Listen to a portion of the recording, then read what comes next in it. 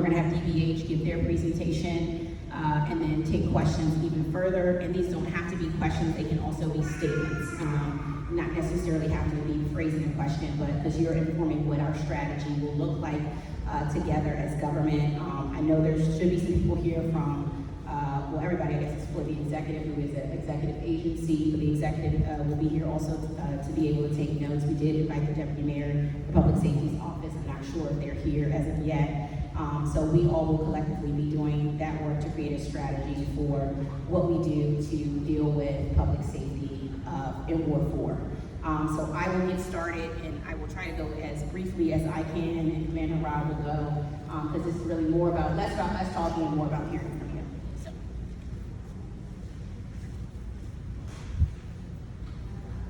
I just laid out what our specific goals are for the meeting. I believe it's important for us to have these goals to sort of align us where we are, where we're going to be, what we should be coming out of this meeting with at the end of this meeting. So these are sort of our stated goals for this meeting. Now this is everything I went over. Who we have from our various agencies and sort of the line of where we go. All right. This is a chart that I have put together. We've updated it now because more people are part of it. This is a visual of just sort of how our government works together around public safety. Sorry, Higston. Our government works together across agencies and branches to address community concerns. And I think it's important for people to sort of see sort of the intersection of how wide this net is as we look at public safety. And so you will see sort of where, where we are, the executive, where we stand with the legislature, which is where I sit in the council, and then some of our judiciary components like the Office of the Attorney General, and then we also put here community, our civic organizations, and Ward 4 residents, and small businesses and nonprofits and mutual aid, who also have actually played a really big part here in the Ward 4 community. I want to focus in on the legislator, which is the council. 3 things I have to do is oversight, budget, and legislation. Those are my three things that we do to sort of support crime, support public community safety, and then coordinate with the executive and the judiciary to respond to issues that we may have in the community. These are some of the sort of, when we look at community risk factors and individual risk factors of gun violence. We have this over in the back of our team, but we look at some of the reasons why individuals may, what some of the causes of violence are, from gun violence to individual risk, and you'll see at that bottom there sort of some of the individual factors that factor into causes of violence, and some of the community risk, right? And we look at community risk, we see socially disorganized neighborhoods, diminished economic opportunities, high concentration of poor residents, high level of transiency, and high level of family disruption, and low levels of community participation. And when we look at the individual risk factors, we see a few things that are important that impact. And so when we look at a nexus of violence and community safety, we want to keep these root causes in mind as we look at how we're going to address those things.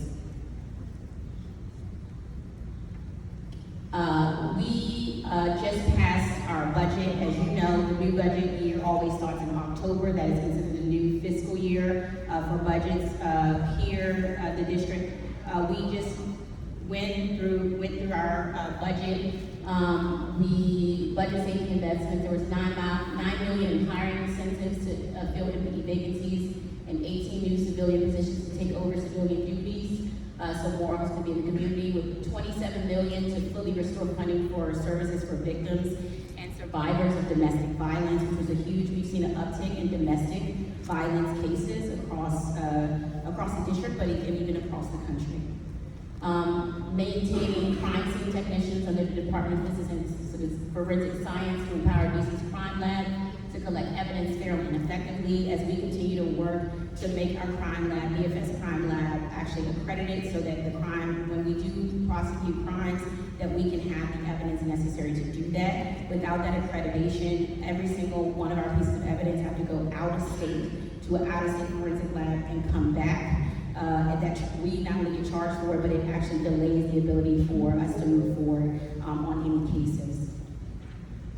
We put more than $28 million in funding for violence interruption. For hospital-based intervention, we actually have violence interruptions in our hospitals, particularly hospital-based intervention is very important. We have transitional employment, restorative justice, housing relocation. We added funding to housing relocation. Here, where we have these housing relocation to support families who said, you know, if I can get out of this situation that I'm in, we will be safer and we can feel free from the pressures of having to be a part of some of the systems. So a lot of our young people, you know, we've had amazing stories of young people being able to relocate to spaces where they felt safer, and we've seen them turn their lives around tremendously when they were in safer communities, safer neighborhoods, and in safer schools, and it really just turned them around.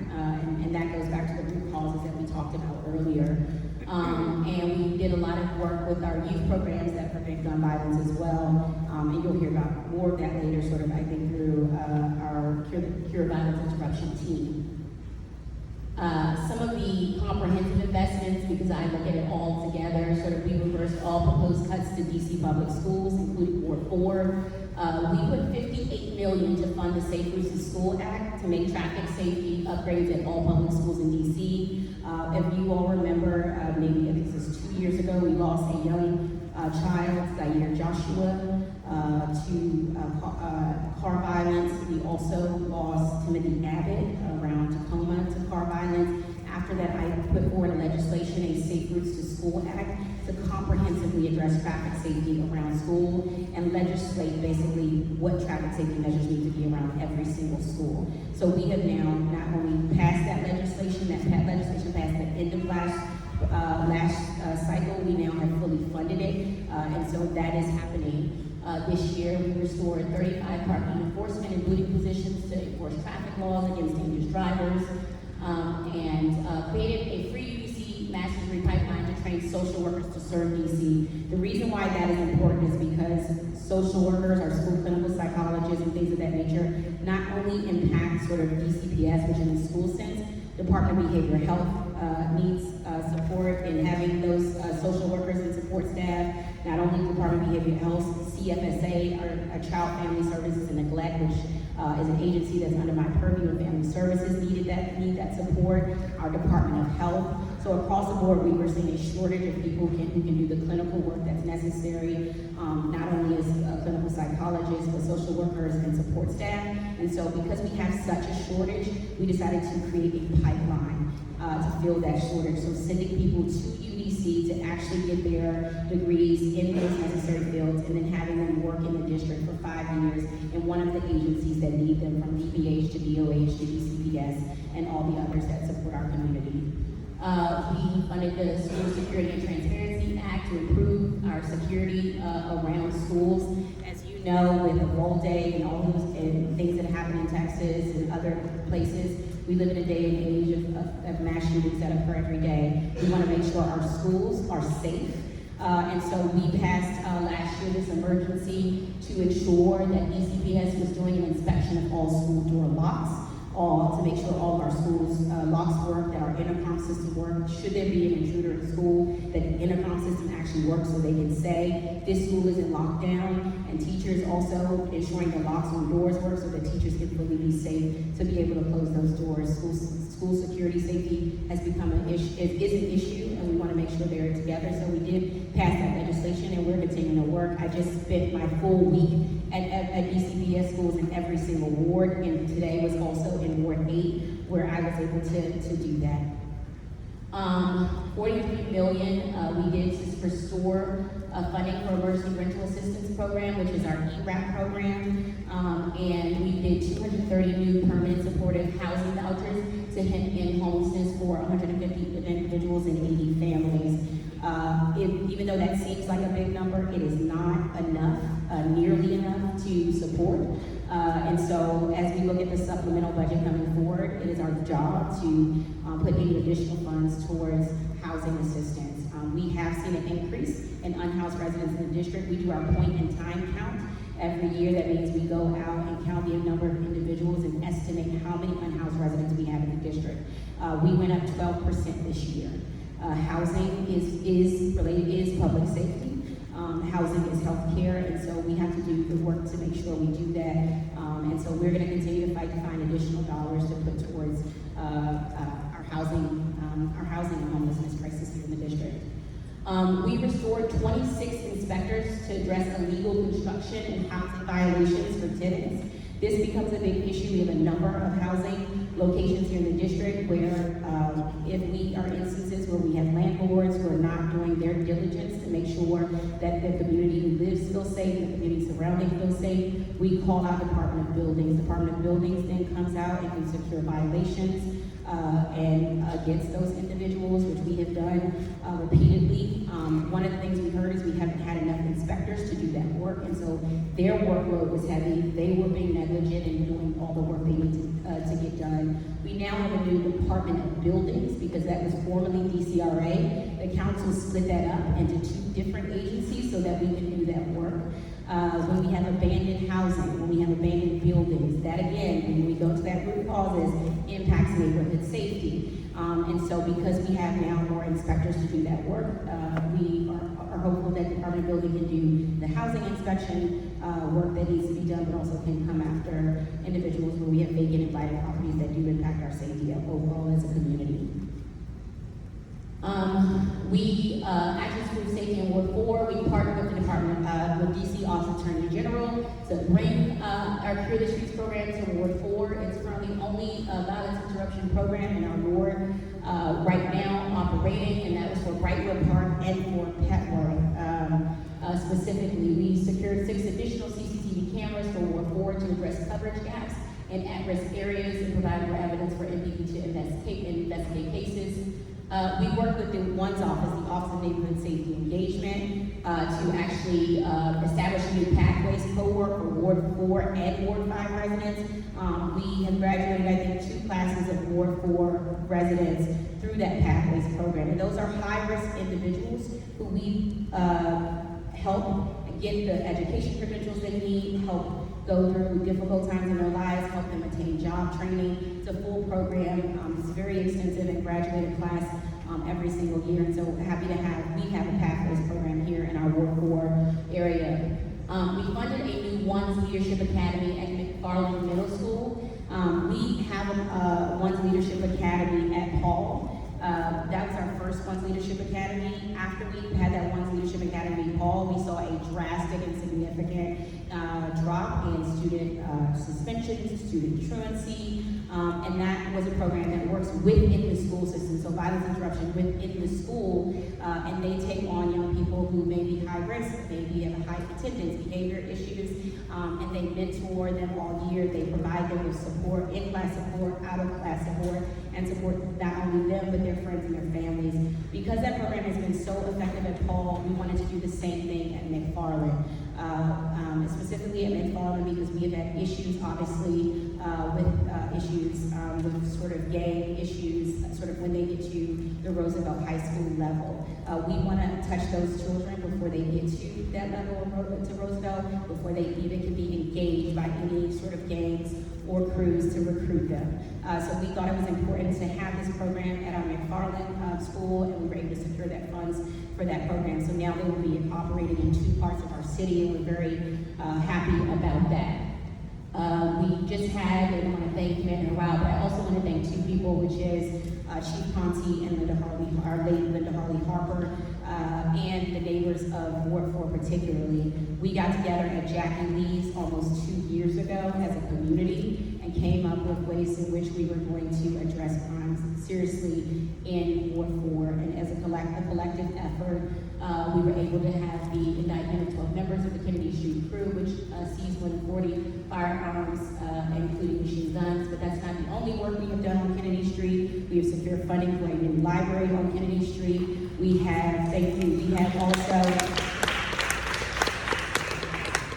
have also been able to address bad actors on Kennedy Street. We had a number of buildings that were owned by one particular landlord who had all the buildings from First Street all the way up into Georgia Avenue and Kennedy Street. We have that person, and as a result, those buildings were sitting and not having any any sort of development of any kind, not business, not grocery store, not housing, and that community was sitting with blighted buildings all up. That person has now been forced to sell those properties. They have now sold those properties, and many people can see now that that individual no longer owns and has sold, and we see housing happening right now on 5th and Kennedy, 1st and Kennedy, in places where that person had been what I call someone who takes those buildings, buys them, and sits on them for a number of years. So we were happy to do that as well to address Kennedy Street. We have our Uptown Main Street, which has been able to continue to do positive work. And our small business owners on Kennedy Street are the real superstars, actually. Charles from Everyday Sunday, Jarvis from HR Records, they have actually hired Ward 4 residents who have been high risk. They have committed to the community. They do initiatives. They have done programming every single day. Supa, who is also a resident. We have so many, not only small business owners, but they live in the actual ward, and so they care more deeply. And so you'll see that programming every week in Ward 4 on Kennedy Street for movie nights. That's a committed effort. I also want to say our Main Street does an amazing job, and our business owners who are part of that do amazing jobs of being a part of community safety, public safety as well. And I think that's important to note as well. All right, in addition to that, I'm going to turn it over to Manuel. We also do a few things with Safe Passage. We've expanded our Safe Passage program in 2 areas, both in Petworth and Brightwood Park.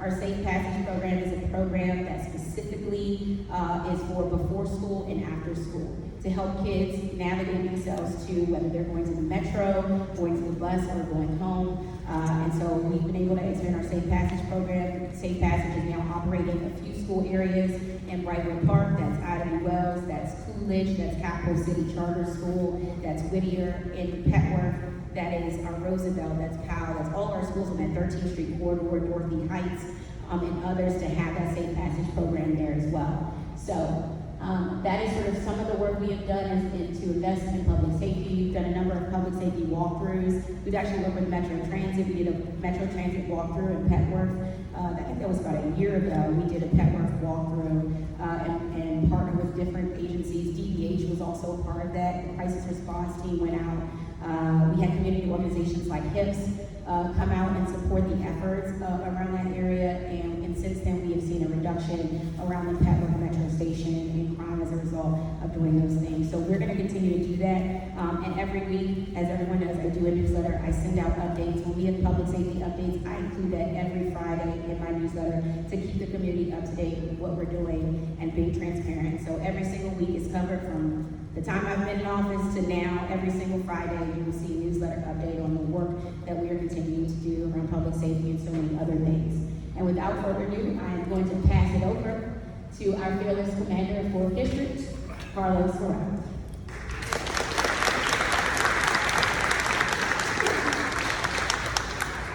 Good evening, everybody. Thank you, Councilmember, for having me. I'll go over the command staff real quick for the 4th District. Like you said, I am Carlos Sorrell, the commander of the 4th District. My executive officer is Inspector Michelle Carey, who's standing in the back of the room. And then we have 3 captains that are broken up. Captain Ashley Barbonis is Sector 1. She does patrol service areas 401, 402, and 403. Captain John Terry, Sector 2. He has PSAs 405, 406, and 407. And then Captain Dustin Bellavance is Sector 3. Those are PSAs 404, 408, 409. When it comes to some of those things, some of the concerns that you all have, I am very well aware of them. I pass most of those off to the captains, who are much more honed in and focused on what's going on down there. Next slide, please. All right, some of the things that we're working on, the initiatives that we have done. I got to the 4th District in January of last year, so I've been there about 18 months. We started the Focus Patrol Initiative May 1st. What this is in a nutshell, each district was broken up into grids. We did map overlays of crime. We identified the 4 highest squares in each district across the city. This is a citywide initiative that experienced the most violent crime in the previous 12 months. And we assigned units to patrol them at random times, doing some sort of police work, and it doesn't have to be enforcement. It could be community engagement, it could be building relationships with businesses, it could be building relationships with the community, but they have to visit those 4 areas at random times, and it has been effective so far in the first 60 days we've run it. The other thing is the Violent Crime Reduction Partnership. There are two areas in the 4th District. The first one is surrounding Georgia and Kennedy. The other one is Georgia and New Hampshire. What this is that we bring several government agencies to the table. We ask them to chip in. It is run by each captain. Captain Barbonis has Georgia and Kennedy. Captain Belavance has Georgia and New Hampshire. We do weekly walks alternating each location. So each location gets a walk every 2 weeks. And we bring all the other DC government agencies on the walk with us. It is DPW, it is Department of Behavioral Health, it is DLCP, Department of Buildings, and what we do is we address things that each agency is responsible to address, whether it be overgrown bushes, whether it be trash cans that are overflowing, street lights not working, people in need of. Maybe it's not me. All right, I can talk pretty loud. If anybody has a problem hearing me, just raise your hand. And I'll pick it back up. So the VCRP walk, all the agencies walk with us. We do an hour walk, each location, every other week, and we identify areas, things that they could address immediately. Street lights out, abandoned cars, ticketing, business licenses, you name it. It's been affected. Both areas have seen reductions of violent crime. My crime suppression team, I rotate them around. They're at the inspector and I's disposal every day. Every day we decide where they're going to go and what work needs to be done in order to address violent crime. And the last thing is community outreach. My two community outreach officers, there are only two, but they are mighty. They're out every day, and that's their responsibility, is to build relationships with the community. And I task them with that every day, and every day they're out there, whether it be shaking hands, whether it be following up on a particular block or neighborhood after there's been a violent crime. They hit the ground every day, 7 days a week. They're out there addressing things with the community. Next slide, please. All right, let me pull this up on my phone so I don't have to look backwards. All right, so we look at violent crime, 2022 to compare to 2023. Let me start it out with a positive caveat. In 2022, the 4th District saw the highest violent crime reduction out of all 7 police districts. We had a 12% reduction in 2022, and now we're facing those numbers in 2023. So our homicides are down by 4, down 36% decrease. Sexual assaults are up by 3, a 75% increase, 4 compared to 7. Some of those are domestic in nature. I believe only one is a stranger case, and that case was closed with an arrest. Assaults with a dangerous weapon are up by 4, 7% increase. Our robberies are up by 26%, 136 versus 171. That brings our violent crime increase up 18%. Burglaries are down 8%. Motor vehicle thefts are up 168%. That's attributed to the Kias and Hyundais. It still boggles my mind that there's those Kias and Hyundais out there that haven't had the computer upgrade, software upgrade, or a wheel lock or some sort of mechanism. We've talked about it endlessly. Every agency in the government has talked about it endlessly. It's been on the news. We send things out through DCDMV to every Hyundai and Kia owner. It is crucial.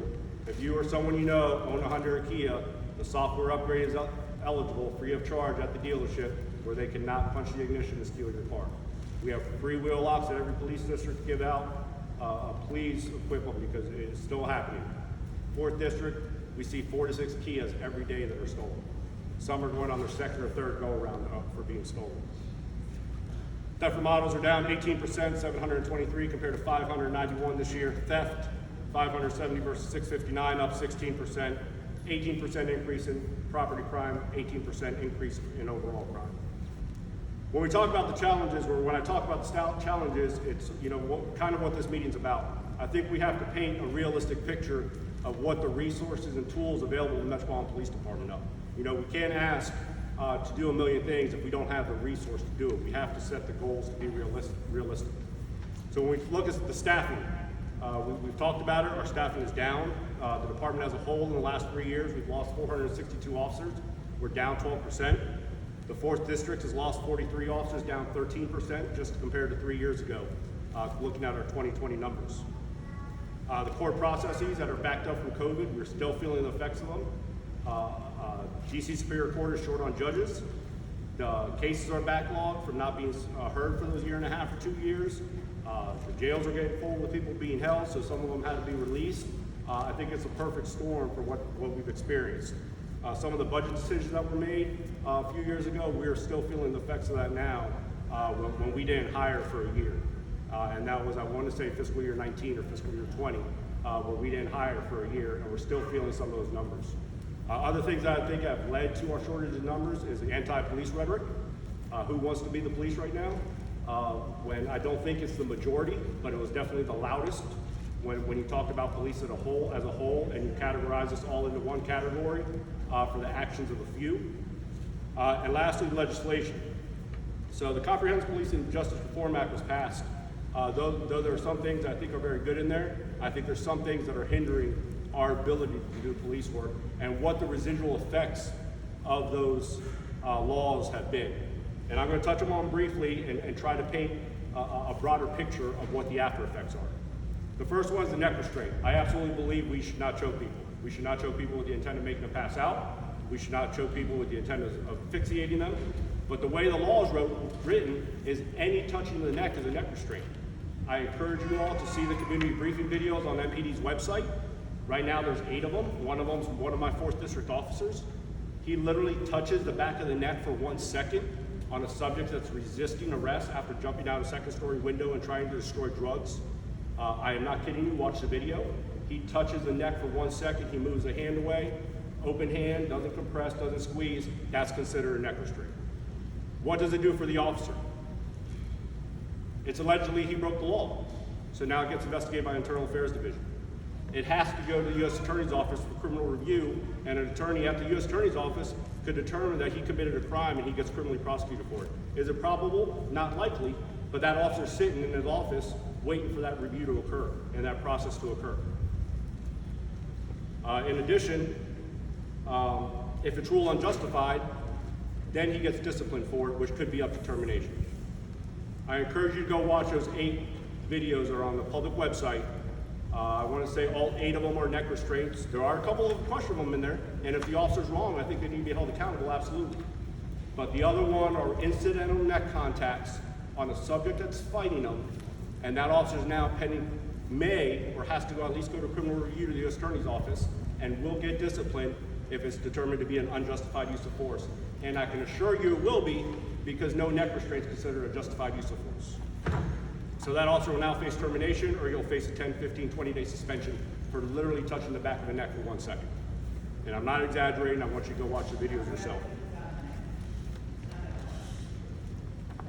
The next thing is body-worn camera review. When we started body-worn cameras in 2016, part of the policy was that we can review our video to write our reports, except for police-involved shootings. I agree with that, I think it's a good idea. Plenty of studies say it's a good idea. Officer under a stressful situation may get tunnel vision, may not recall things. He goes to process the arrest an hour later. He goes to do paperwork 3 days later. He's not allowed to review his body-worn camera video. What if there's a crucial piece of evidence that he needs to recall that we could do before? The suspect made an incriminating statement. Or there's something that he can't recall because of a stressful situation, and he can't watch his body-worn camera video to help him recollect. So he writes the best narrative he can with the best of intentions he can. It goes to the U.S. Attorney's Office the next day. If there's enough of a discrepancy between his statement and the video, they will not pursue charges on the subject. That guy walks free and not pursue charges because there's enough of an honest discrepancy, because the officer's recollection 3 days later, he doesn't recall exactly what occurred. What if they paper the case and it goes to trial, and a judge determines there's enough of a discrepancy where the officer is no longer deemed credible in the eye of the courts? That officer can no longer touch a criminal case the rest of his career once he's deemed not credible by the courts. Those are some of the residual effects that we're feeling by officers not being able to review their body-worn camera footage. Or they err on the side of caution and they make it super generic to make sure they don't contradict or change anything that's in the body-worn camera video review. Anti-mask law. There used to be a law in the book that you couldn't wear a hood or mask with unlawful intent. We had to be able to articulate that intent of what you were doing. That has been repealed. And I know you all have seen it walking around. If you think it's acceptable for individuals to be walking around in 95-degree weather with full ski masks pulled down, that's unacceptable. We need a tool to be able to address that. You're wearing a COVID mask, you're wearing a medical mask, absolutely, I agree 110%. But if it's several individuals riding around in a car 95 degrees out or walking down the sidewalk with ski masks, there's absolutely nothing we can do. We can't talk to them, we can't stop them, we can't ask them questions. And I'm not saying we go around and stop anybody that's wearing a mask, But the law used to be there, if they had the unlawful intent, we could do something about it. If they're pulling on door handles, if they're running up to people, we had to have that extra piece, and that law is no longer on the books. And I think you all see it. It makes me feel uneasy. I'm in a bank or I'm in a store and someone walks in with a ski mask, it makes me feel uneasy. We saw a young man running away when there was a shooting on our corner the other day, and he's been numerous times with his face covered. Well, it hinders the case. It hinders the case. It absolutely takes away the victim being able to identify the suspect. So now we have to close that case by other means, whether it be clothing, whether it be DNA, whether we catch him right after the act occurs. The ability to do show-ups or put the suspect in front of the victim and say, yes, that's the person that robbed me or carjacked me, we lose that ability when they mask themselves. And I would think anybody that's walked around this city since this summer, since it's been warm out and it's not winter time, has seen individuals walking around with a ski mask. And I think something has to be done about it. One second, let me finish. We're going to open up for questions. Limitation on consent searches. The Supreme Court, and what we used to be able to do is ask someone if we could search them. And if they consented, we were able to conduct their search. What the law says now we have to do is we have to explain plain, simple language in a calm demeanor. Ask them to voluntarily, knowingly, intelligently consent to a search. We have to advise them that the search won't be conducted if they want to refuse to provide consent. We have to advise them that they have the legal right to decline. And we have to ensure that they understand the information that's being communicated to them. And lastly, we have to capture it on body-worn camera or in writing. Think about that, ladies and gentlemen. If I go up to you and I say, sir, can I search you? Do you understand you have the legal right to refuse the search? Do you understand what I'm telling you? And I don't catch it on body-worn camera. All the evidence I catch after that is tossed out because I didn't follow the law in explaining to him what his constitutional rights are every time we want to consent a search on a person or vehicle. 2 in the morning in an alley, 4 o'clock in the afternoon on a sidewalk, we have to sit there and teach constitutional rights to people. I agree, as a government, we should probably teach them. I just don't know if it's the police officer's responsibility to do it on the sidewalk every time we want to search somebody. And if it's not caught on body-worn camera, it's not done in writing, it didn't happen, any evidence we catch is tossed out and he doesn't get charged. When the simple before was, can I search your person, or can I search your car? Do you have anything legal on you? Can I search? You say yes. That was legally sufficient before. What if we do it and the attorney thinks it was done in a calm demeanor using plain language? 3 months later, it goes to trial and the judge determines it's not. It's no longer legal consent, the case gets dismissed, and the suspect doesn't get charged. Lastly, vehicle pursuits. Vehicle pursuits are inherently dangerous. They should be used in very limited circumstances to catch the most dangerous criminals. The way the law is written right now essentially makes vehicle pursuits illegal. Think about this for a minute. Officer standing on the corner and sees an individual commit a homicide right in front of them. Shoot and kill somebody right in front of the officer. That suspect gets in the car. It would be against the law for the officer to chase that suspect if he refuses to stop. Because the law says if the pursuit places anybody in danger, to include the suspect's occupants, we are violating the law. So what officer wants to go to jail for chasing a car? Like I said, these are some of the nuances. I'm not saying that they need to be taken off the books altogether, but I really think we need to look at them and see what the after effects are of some of these decisions that were made. Because I'll tell you, if my loved one gets killed, I want the police to chase the person. And the law currently says right now that if anybody's going to be endangered by the police pursuing somebody, that they cannot pursue them. And that can be taken into account if the officer's criminally charged. It's just to paint the picture. When we talk about resources, what the Metropolitan Police Departments can do to help reduce crime and make the community safer, I think we have to be realistic on what our tools are and what our resources are. And that's what we're working with right now. Thank you.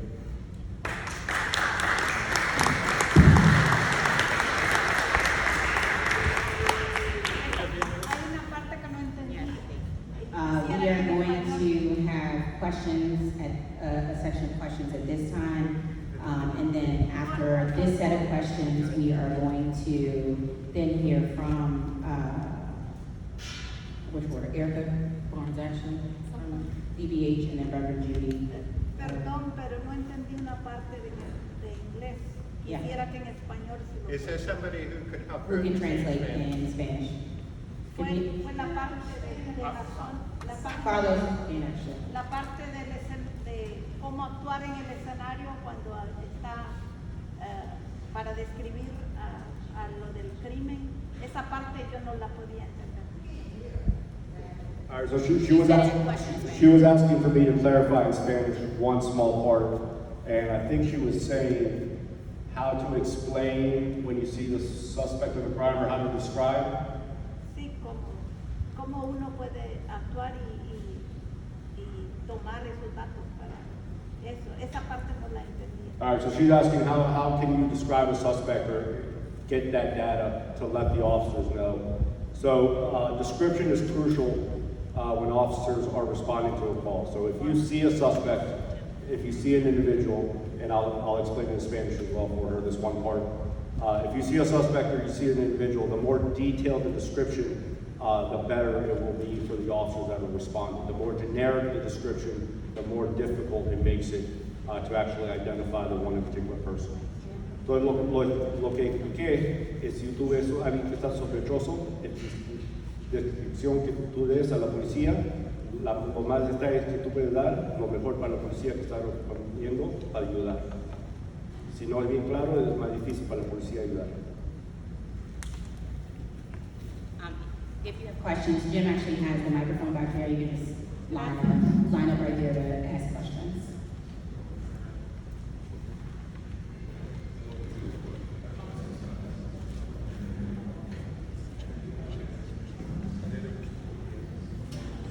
And again, it's questions or comments to contribute to the strategic plan.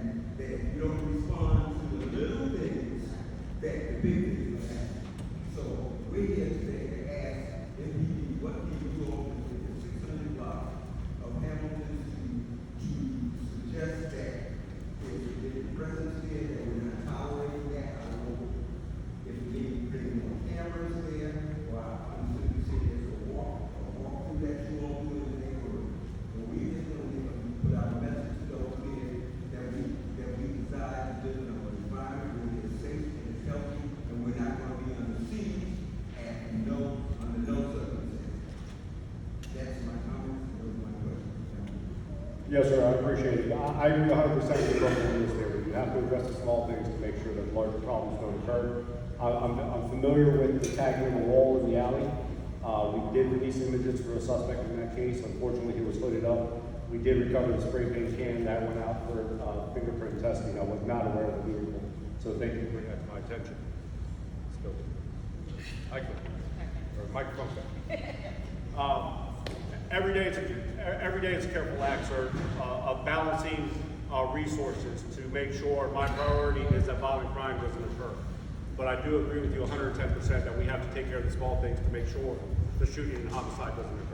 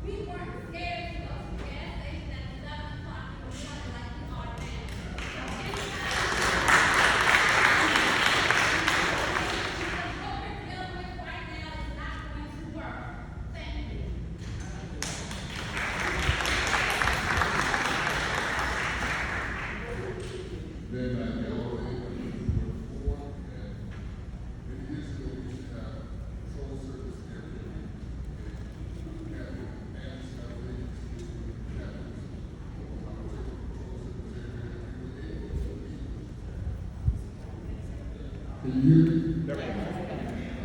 We used to have patrol service area meetings on a regular basis. So allow us to the officers, and they would bring in other resources as necessary. Sometimes they would like someone, or see Sosa, if we have a problem with a house or property or people who understood it. Or sometimes they would bring in another agency and say, hey, this house has been abandoned, it's been over. Because of the pandemic, I understand that you shut down all the things, but is that one item in your toolbox to bring back to full service every year? Yeah, thank you for the question. I agree 100%. We have to have the communication all the time. We can't have the communication when things get bad. What we don't have is, we don't have patrol service area meetings anymore because I need my managers to be laser focused. And when we're trying to cover down 9 PSA meetings a month, in addition to the other meetings, makes it a little difficult. But what we do have is each captain has a monthly sector meeting. That's currently virtual. We're hoping to go back to a hybrid. We're getting the electronics set up in our community room to go hybrid. But there's a monthly sector meeting that we hold every month. The community outreach officers to ensure what sector you're part of and ensure to give you the link and all the information to attend the monthly sector meeting.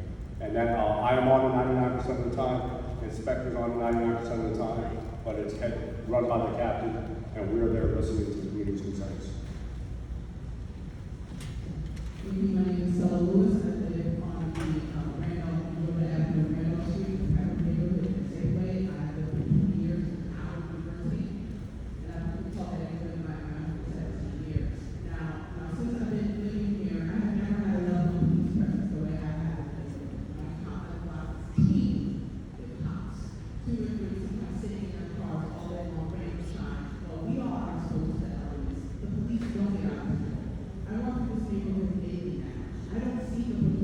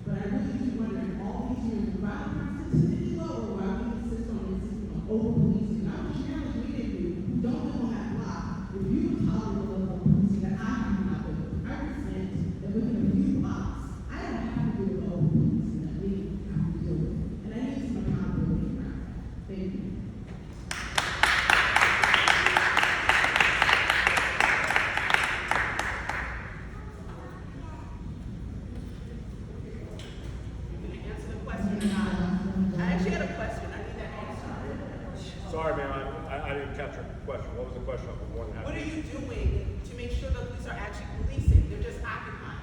That's the question. It's a very legitimate concern, and regarding the side-by-side ban, I think it's equally important to build positive relationships between the community and the police officers. When I am down 43 officers, there's two things I have to be sure of every day. Two things I have to make sure when I staff the streets 24/7. That there's an officer available to answer the call for 911, and that they're there to answer an officer's assistance call. And when we walk around, when we're chasing the radio day in and day out, we have to sit there and decide, are we gonna answer the call for 911, or are we gonna get out of our car and walk a couple blocks, and we lose the resource of having that police car to respond to the 911 call. That is a reality. You look at our response times, they're going up. It is taking us longer to get to calls because we don't have the resources. Population is going up, calls for service are going up, police officers are going down. Our calls for service are reducing. Now, what I do agree with is that we need to start getting some of these non-police related 911 calls and give them to the appropriate agency. But those agencies need to be fully staffed, fully trained, and fully funded before we try to take it off MPD's plate. I'm all about it. You want to get the Department of Behavioral Health to respond to mental health calls? I'm for it. You want to put traffic off on DPW? Let's do it. But we need to get them funded, trained, and staffed before we do it. It's going to take a couple of years. But we don't have the luxury of not going when someone calls 911. You call because a cat's stuck in a tree, the police have to come. You call because your neighbor's grill flames are too high. Yes, we've gone to those calls for service. We don't have the luxury to say no. We have to go. And that's what I have to make sure my officers do every day, is when someone calls 911, that there's an officer available to respond to answer that call for service. Well, they said planning prior to this, My name is Johnson Johnson, I live in the block of Tewksbury, from the United States, right?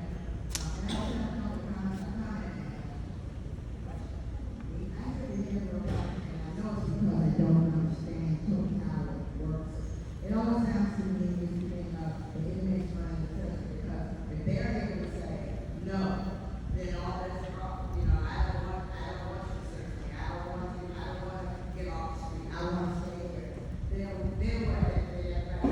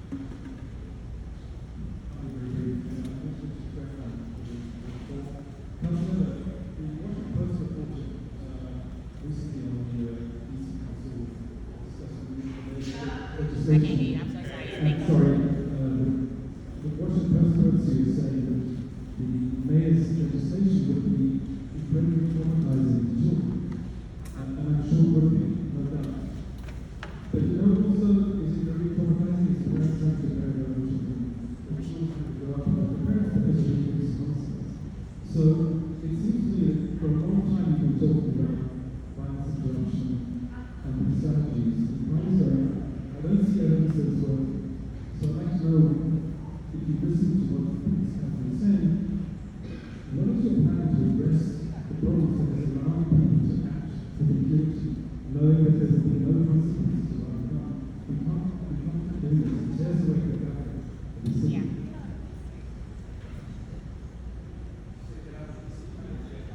I don't know. I guess Jocelyn went first. Did you have, what were your questions, Jocelyn, because we didn't answer them? Forensic lab. Okay. We just had a hearing where we talked to the Deputy Mayor of Public Safety, who I invited tonight, about the DFS Crime Lab. We put in, funding for additional supports for DFS Crime Lab. I think this is a crisis. I think the mayor just appointed someone, I see them over here, so he can say who they appointed, over DFS Crime Lab, if I'm correct, they just appointed a new person. So the funding is there. What I'd like to see this summer happen is a real recruitment of forensic scientists. At this point, we don't have enough people working in the crime lab. I believe that at this point, DCHR, the city administrator, should be going around to every state trying to recruit forensic scientists. And if they need a bonus, if we gotta match their salary or top their salary for their state, we need to do it. I think it's that level of a crisis where we need a national search for people to work in our crime lab. We have a lab, it needs staffing and it needs accreditation. And in order to get to accreditation, we have to have adequate staffing. So we are in that it is in the process, it is the number one issue. I know they have just appointed a new person, but I still think this summer needs to be a lot more, we need to be being as a city a lot more aggressive about addressing that very real crisis issue. If you want to speak to the quality of cameras. The CCTV cameras are all operational. There are times that the connection between the camera and the server goes down. It doesn't mean it stopped recording. It's just we can't pull the footage remotely for that period. We have to respond out to the camera to pull the footage. Councilmember Lewis George talked about it in her opening remarks. She did secure additional funding for 6 cameras, CCTV cameras, specifically for Ward 4. We will strategically place those. But I want to be cautious with the cameras. Cameras are super effective in deterrent. However, we cannot use the footage unless we're conducting a criminal investigation. We cannot pull them up live. We cannot pull the footage up just because. I agree with those. I just want to make sure everybody else is aware. We can only request and look at that footage if we are conducting a criminal investigation. So that's after the crime has occurred, where we can request the footage, pull the footage and look at it. And then to the person who asked the second question, over here regarding, curfews. Okay. DC does have a curfew law. It's midnight to 6 during the summer months, and I want to say 11 to 6 during the winter months. However, there is no enforcement behind it, and when I mean enforcement, is consequence, just like truancy. In the 4th District, we picked up over 1,100 truants, and we dropped them off at school. Some of them repeatedly, some of them daily. And I'm not saying the consequence has to be financial. I'm not saying it has to be criminal. But if we're picking up the same children, and the parents are aware that the same children are truant, or the same children are out from curfew, there's got to be a consequence, whether it be community service, whether it be an education piece to it, whatever the case may be, but there has to be a consequence. We were literally the free Uber rides for many kids every day because they knew truancy started at 9:30, and the truancy van would come by and drive them 2-3 blocks of school, turn them over to school administrators, and that is it. So I think there has to be a consequence tied to the curfew. When we did do curfew enforcement, and we did set up curfew centers, we try to contact the parent. If we make contact with them, we take them home. If not, we take them to the curfew center. 6 a.m. would come around, we'd open the door, and the curfew violators would walk right back out at 6 a.m. with no consequence of follow-up with the parents. I will say, I do do have a child family services agency within the family services committee that I run. There is a educational neglect that the school, not police officers, but the school can sort of refer a child for educational neglect. And that is based on truancy and things of that nature. It does not mean that they will sort of be deemed neglect as that statute is high, but at least the government, which is not the police, can support the family in a plan to help reduce the truancy that the child is experiencing. So we do have a statute for educational neglect that is under CFSA. So we do have that particular statute. DPR does have programming to address some of the issues. We just asked for DPR centers to be extend their hours so that children have somewhere to go. All of our majority of our DPR centers now have extended their weekend hours and their weekday hours, and this is not just during the summer, but during the school year, so children have a safe place that they can go, which is sometimes not their homes. In addition to DPR doing that, we also have DPR all night hype. Many of you may have seen it. We do it at Emory, where we allow young people to come to the DPR center, and they literally need to stay all night. There is programming. There is everything. They can get haircuts. I mean, it's really great for them. They go. They can play video games. We've asked for more art all night.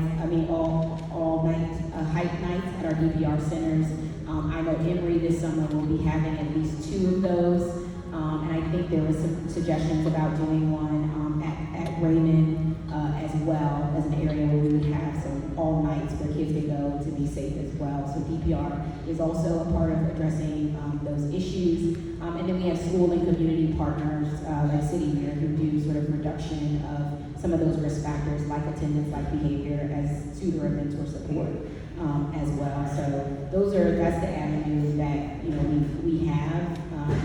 Regarding sort of young people being out and having safe spaces to go. I do want to address the gentleman, I'm sorry, not forgetting, but the gentleman who spoke about the legislation that is currently pending in the judiciary that we just had a hearing about.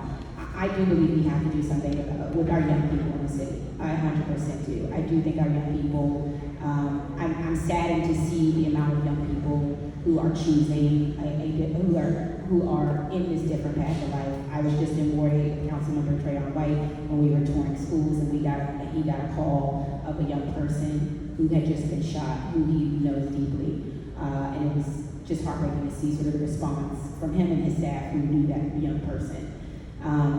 I don't think the provisions in the mayor's bill addresses sort of what the crisis that our young people are dealing with here in the city. And I think we need to be more proactive with how we're dealing with our young people and the crisis in the city. The Attorney General spoke there, a number of people spoke, the Attorney General is charged with doing our juvenile rap and said he doesn't think there needs to be a change in the particular statute. A statutory change isn't going to affect the young people who are experiencing what they're experiencing every day.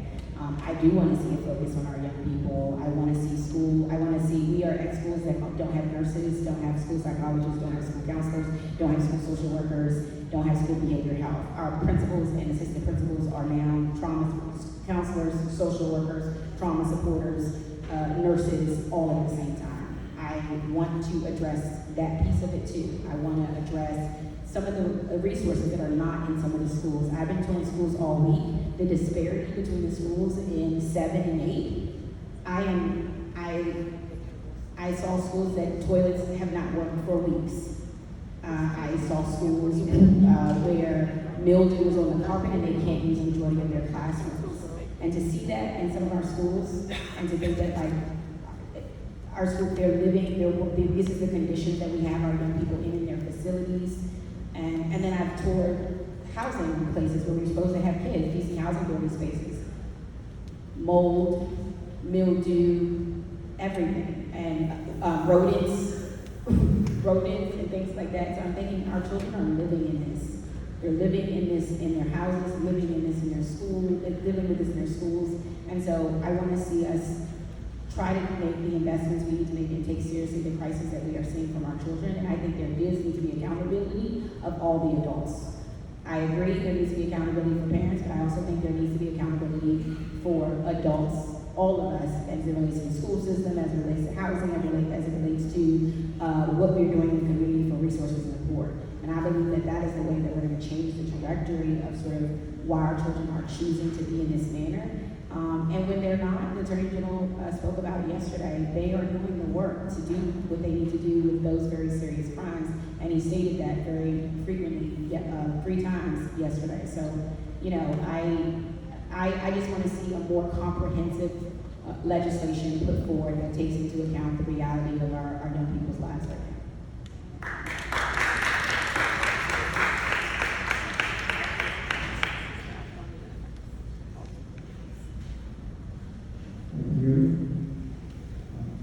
Thank you, Councilman, for the work. I want to say this is an awesome opportunity to discuss public safety in our community. My name is Gloria Rivera. I'm the president of the Portland Sailors Association in 16 Street Heights. We represent about 14,000 members in 16 Street Heights. And I'm here to request regular board members who have been had an issue with the number of properties whereby a developer called Petro Development, which I know you're obviously aware of. This property over the past year has had huge trafficking, numerous drug raids, numerous shootouts in front of the building, people overdosing in the hallways of the building, people this year. Since January, this property, Berkeley County Government has had 150 calls for emergency services just for this one property. And the neighborhood feels scared of us. People show guns. There are these attacks walking down the streets. Unfortunately, passing out on some cards. And there has to be a better way for the city to work with this developer on this property. We also, I did mention this to Fellow Lunch earlier today. We're already just this week as well. Several ways to quality middle school students going into this property as well. Drugs, that this is family housing.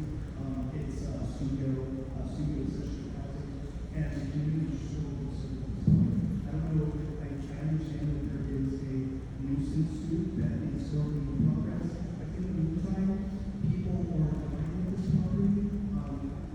It's presumed that children are buying drugs on this property. People are being perceived trafficking in this property. What can be done in the meantime until this nuisance suit goes through? Thank you.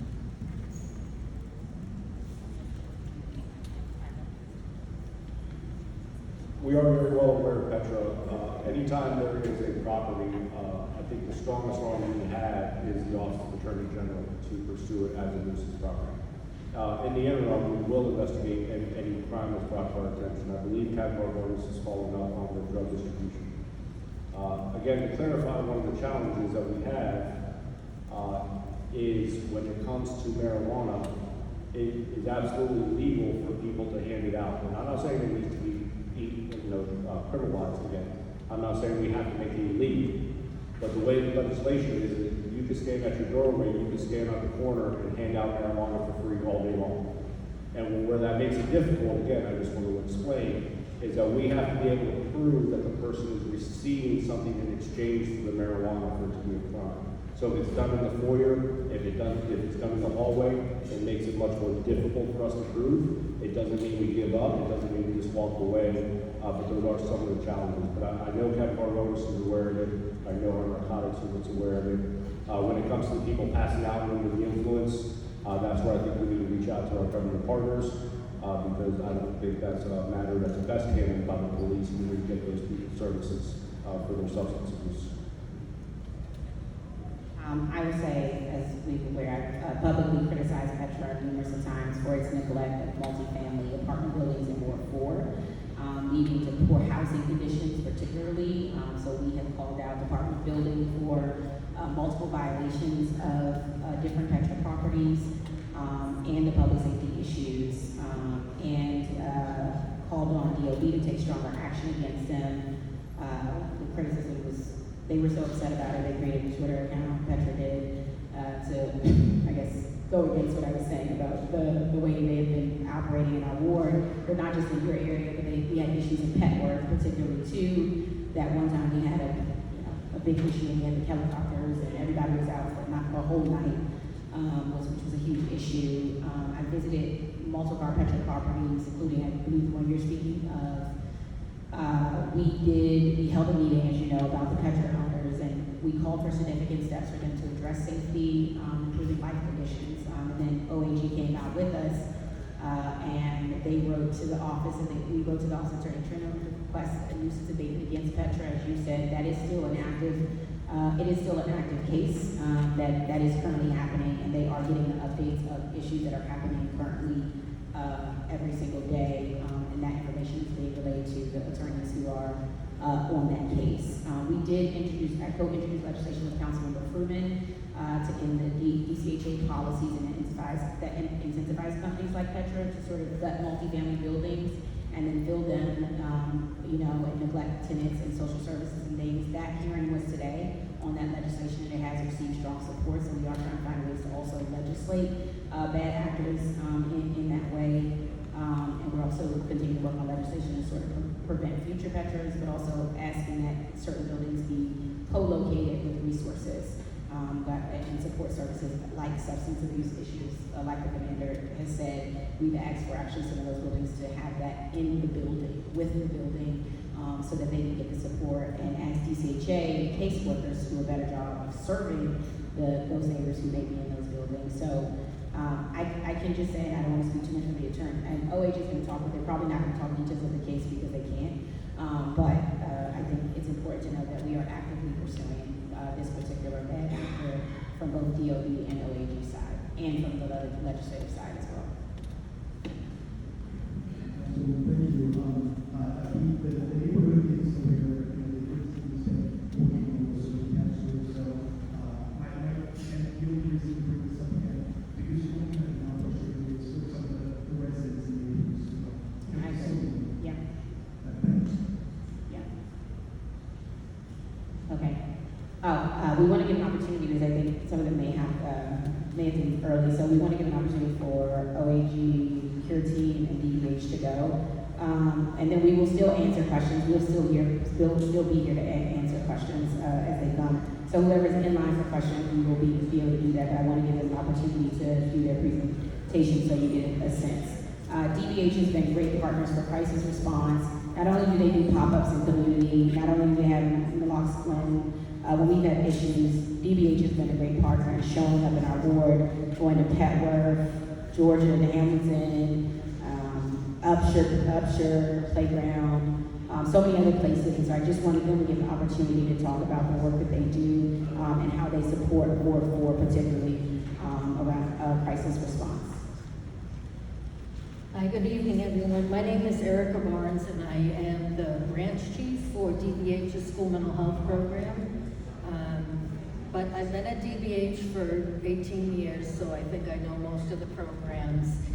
Let me start by talking about the mobile crisis team and the way that it's set up. We have a child mobile crisis team, which is called CHAMPS, and they come out and work with students or children 5 to 18, and they will work with your children in the home or in a community area or in a school, and they mainly deal with students who are having a psychiatric crisis, whether it be suicidal or homicidal ideation. That's the CHAMPS program, and CHAMPS is great because once they're working with the student, they do the follow through to make sure the family is actually warmly connected to an outside agency. That appointments are set up, they follow to make sure appointments have been received. The other big crisis, the mobile crisis that we have is our adult mobile crisis that is throughout all the 8 wards. And they do a little bit of everything. It's not just the psychiatric crisis. They are working with the chronic drug addicts who have been on the street for years, and they are breaking down some of the resistance to building relationships with these kind of folks and getting them connected with some of the services they need. Mobile Crisis will also work with your neighbor who you think might be a shut-in or is hoarding. Mobile Crisis will go in and again, they may not get in the door the first time, but they'll do follow-up to come back and see if they can get the services for that resident. But they also do the psychiatric crisis for anyone that they are called to speak to. I'm going to give you a number, and you can call Child Mobile Crisis or Adult Mobile Crisis with this number. And it's also a number that if you or anyone you know is experiencing a mental health situation and they were like, I really need to talk to someone and it's 2 o'clock in the morning and I need to talk to a professional, they can call this number also because 24/7 we're there to answer the phone. So the crisis number for DBH is 1-800-888-793-4357. And it's 800-888-793-WE-HELP, if that helps you remember the number, although I don't know if our phones ever have letters on them anymore. But anyway, and you can also call the 988 number. I'm not sure if everyone's aware of the 988 number. That is the new suicide hotline, so you don't have to dial 800 Lifeline. I think that's what it used to be. That anyone can call 988 and they will be transferred to the suicide hotline. So that's a very easy way to remember the number. And there are posters all over the city. And hopefully I think SAMHSA got backed up. So promotional items are on back order, but hopefully we'll be getting some more and they'll be up in every schools and every community center, everywhere, so that people know where they can call to get help. Now I'm going to talk about the school-based behavioral health program, which is really my baby because I've been there for so long, but school-based behavioral health at DC, at the Department of Behavioral Health, has been around since the year 2000. We provide the public health model, which is prevention, early intervention, and treatment. And several years ago, because of some new legislation that was made, the mayor made a very substantial financial commitment to having expanded mental health services in the schools. So DBH has partnered with community-based organizations who get a grant to provide non-billable services in schools. So the prevention, the early intervention, the walk-in sessions, consultations for teachers on how to do behavior management, consultations for administration, work with parents, parent workshop, teacher workshops. It's the whole gamut. Now the goal is that every single school will have an additional clinician through this program. And then the pandemic happened. And then every social worker decided, I really like telehealth. I can stay home all day. So we lost a lot of people. And then after the pandemic, we realized people make a lot of money. So it's really hard to pay people the government rate. I mean, it's hard. People coming in make more money than me, and they only have like 2 or 3 years experience. And I got my degree when Jesus was walking the earth, so it's been a long time.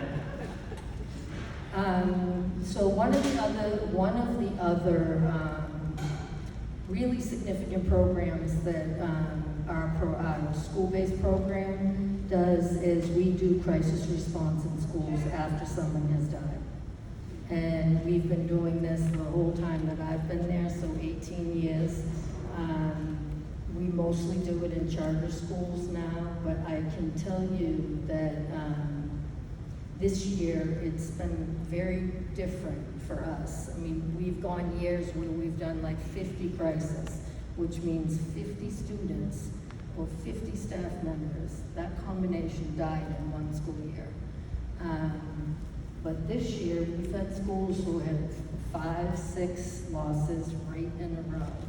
I mean, it's just really getting out of control. And then my question is, how do we heal the staff so that they can greet students and not be in their own grief and be able to help students? So, I mean, the violence piece is extremely important to the work that we're doing in the schools. We're trying to come up with a lot of creative stuff to get folks to come back into the office, to come back into providing school behavioral health and school mental health. Now, you can go on DBH's website, which is dbh.dc.gov, to see all of the programs we have, because our programs start birth to death, basically. We have people in child development centers, helping child development centers, learn more about socio-emotional development of the littles. We have adolescent substance abuse services. You know, when you're adolescent, you don't want to admit that you have a drug problem, and you certainly don't want to stop using drugs, and marijuana really doesn't hurt you, does it? So that's what we hear with substance abuse, but we have adult mental health, we have St. Elizabeth's, we have CPET for psychiatric emergencies. There's all sorts of programs, so I encourage you, because I don't want to take up all your time, to go on the DBH website.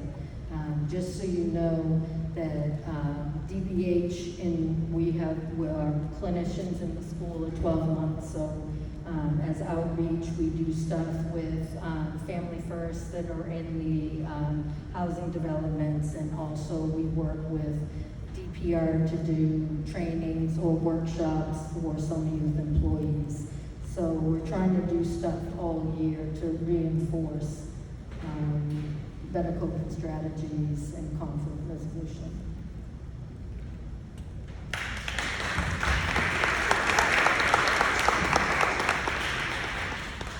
Next, we're gonna have Reverend Judy, We're gonna come together. and we think they're gonna do it together, like a teamwork. Yes. I'm working for the same cause here. That's We're gonna right. do it together. Well, good evening, everyone. I'm Reverend Judy Shepherd-Gore. I am the Executive Director of the Inner City Collaborative Community Development Corporation, and our organization has received a grant under the Cure Violence model. We, together, we represent Cure the Streets Uptown, and I kind of came here to sort of introduce you to us. Our office is at 6230 3rd Street, Northwest. We're in the office from between hours of 10 and 6. That's our number. The program manager position right now is vacant, but we have a very exciting candidate that's pending on being hired. Our site supervisor is Ms. Dion Hines. She is just recently joined us. We have an administrative assistant, Lindsay, who plans all of the activities and strategic outreach that we do in Brightwood and Petworth, Brightwood Park and Petworth. So we cover wards 1 and 4, and we have 3 VIs, Jamal, Quentin, and Purnell. They're not here, but we also have a team of outreach workers that really do some of the services that Erica described, and working with the families, working with the individuals, and getting them to admit where they are on the change spectrum. We know that there's 5 stages to that, the textbook, but we really do build relationships with them in the community. We not only work with the victim, but we work with the perpetrator as well, because, you know, oftentimes they want to know, Reverend Judy, if I put the gun down, what are you going to give me? What are you going to do for me? So we try to make sure that we have innovative and creative ways of helping them realize their potential, realize that they're not the worst thing that they've ever done. There is a pathway to redemption, but you do have there's a restorative process that we try to take them through so that they understand how they got there in the first place. The Cure Violence model is a public health model, and so we feel like, and I'll let Gabby, I'll pass the mic to her, but it's been drilled down, and I do believe that if we treat the violence as a disease, that we can find the cure. And we're part of the cure. Everybody in this room literally is part of the cure. All of us can do something, to combat the violence that we see in the community. Good evening, everyone. My name is Gabby Brevin. I am the section chief with the Office of the Attorney General over our Violence Reduction Unit. And part of my role is overseeing our Heal the Streets program that Reverend Eva talked about. And so I'll just give a high-level overview of our program. And so we are a public health based model, and we follow Cure Violence Global, which has been around for 20 years now. There are over 100 sites across the country and internationally. But with that model, we really work to treat violence, as with a public health approach. And so we look at three components of that. One is identifying and detecting the risk, working to address that risk and risk factors, and also educating the community. And so through our staff, we have frontline workers who are our violence interrupters that really interact with high-risk participants. And when we talk about high risk, those are people who are either at risk for perpetrating violence or having violence perpetrated against them. And once we identify those high-risk participants, we partner with our outreach workers who connect them to resources. And so we look at what is driving that behavior or that risk for that person. And then lastly, we work to educate the community. And so we'll do shooting responses if there's a shooting that happens in the area, to talk about, what we can do as a community to come together to really prevent that. We also distribute public education material where we talk about just the impact that gun violence has on us as a community and our sense of safety and protection. And lastly, really working to empower our residents to be part of that solution and that cure within those communities. And so I'm going to keep it very brief because I know we're tight on time, but that is very high level, how our program operates. But we of course welcome any questions that you all have. We're excited to talk about this work. I'm very excited that we were expanded to this area last year.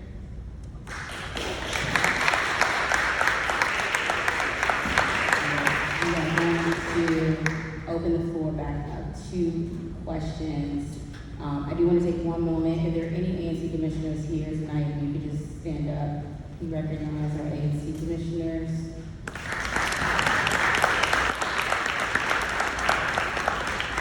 These are our co-leaders, so when we have a chance to conversation, where ANC commissioners are on the front lines. They are literally the front lines. Everybody has 2,000 residents each tonight. Some have a little like 2,000 over residents each. We try to keep it at a short number during redistricting, but a lot of times if something happens in the community, they're the first to get emails and phone calls from constituents about what happened, what's going on. They do have the 4D watch commander who they can call and try to call. I try to give them a call when something happens of serious concern. And then we also have our MOCR here, our work for MOCR from the Mayor's Office, Community Relations.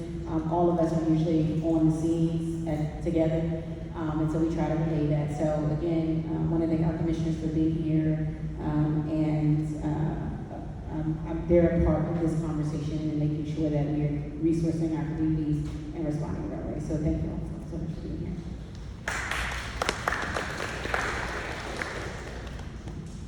We are going to open the floor to more questions.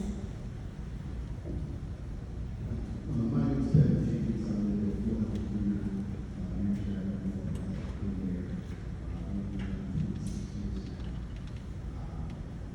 some of the things that happen across say as a child growing up in common sites. The reason why I never got in trouble because my baseball and football coaches and police officers and none of that was. They walk out in I live on a Indian. My wife has witnessed a young lady with two individuals, not on the transaction of cocaine sale, but watched the young lady snort cocaine on the side of my house. We watched the young man in broad daylight, 7:15, 7:30 in the evening, fire his weapon 13 times. The police response for the shooting was more response for the young lady snorting cocaine in Barnard was not. People congregate outside my house in the tree box. The police officer drives past, says absolutely nothing. But one officer came to my house, begged me to call more every time I see something that's disturbing or potentially dangerous for my neighborhood. I did exactly what he did, what he asked me to do. I got no response. Officer Blakely, he called me when he was supposed to come to my house. And he literally told me that he was nothing he could do if the young lady snorted cocaine and they didn't see it. So when you say to us to give you details, I gave explicit, comprehensive details. I told him exactly what cars outside my house, what the driver and the owners of the vehicles were wearing, the young lady who was driving the black vehicle, what she was wearing, her hairstyle, her weight, everything. Nobody came. But ironically, at 5, 6, 7 o'clock in the morning, there are 3 police cars, minimum, parked in the parking lot across the street from me, just hanging out. But at 5, 6, 7 o'clock in the evening, I can't find a police officer. I pay my taxes, just like everybody else in this community when the city pay their taxes. It's not my fault if they bought $1 million house and mine will cost that much. And when I pay my property tax, it serves the city just like they pay their property taxes. Your officers do not show up. They might tell you that they show up. They might write a little report that they show up, but they don't. Now, I know for sure as a student at UC, I park my car in the neighborhood up here. I have a school, I go to school every day at work. The police officer stopped me and asked me what am I doing in that neighborhood. That's a predominantly white affluent neighborhood. I'm an African-American man. I know exactly what it is. But I can't get that kind of response or support or assistance in my predominantly black neighborhood. There's a problem, sir. There's a problem in North Ford when it comes to New Hampshire Avenue, Fairwood Street, First Street. There's a problem. It absolutely is. Because you and your officers, and also you, Councilman, you all come down there with not once. Last year, 3 people were injured. 2 of them died. After the police came and rolled off the place, nobody came back. The guy that stood on broad daylight and fired his weapon 13 times, police officers came out. After that, nobody came out. But for my wife, being selfless and assertive in getting someone to respond, I wouldn't leave, and you wouldn't care because you didn't show up. You know your officers. You want to have a bunch of excuses about why you can't do or don't do what you're paid to do. Because when a mayor has an event downtown, there's no staffing shortage. Not one. Not one. When someone gets shot in Southeast, there's no staffing shortage. You all come to see us lying in the streets, bleeding and dying or dead. But you won't come talk to us. You don't. I don't have a question. All I need you all to do is your job. Protect me and my community and my family. I can't cut my grass now with the level of comfort I used to. Now I'm cutting my grass looking over my shoulder. I can't do it outside like I used to at the same time. Because your officers do not respond when I do what your officers ask me to do. The only reason why people literally don't congregate around the law often as they do my neighbors, because for 26 years, I addressed it. Because I found three syringes in my car when my son was born. Absolutely never again. That's what I do. I cut the grass on the tree box. I do my part. I pick up the beer bottles, the alcohol bottles, all of it in my neighborhood. I'm doing my part. I participated in the neighborhood association. Took me 12 years to get the police to arrest a guy who lived next door to me for selling marijuana. 12 years. That's ridiculous. It is the same thing today that it was back then. Nothing has changed. Your theory is beautiful. I love your theory. But you're not doing what you're claiming you're doing. I don't care what your stats say. I don't see you, the councilman, or the police officers in my neighborhood.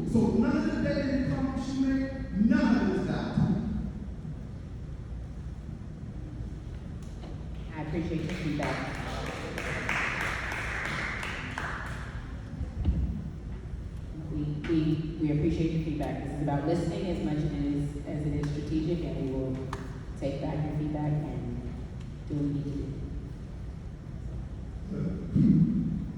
My name is Paul Fish. I live at 4938 First Street Northwest, directly across the alley from the gentleman who just spoke. And I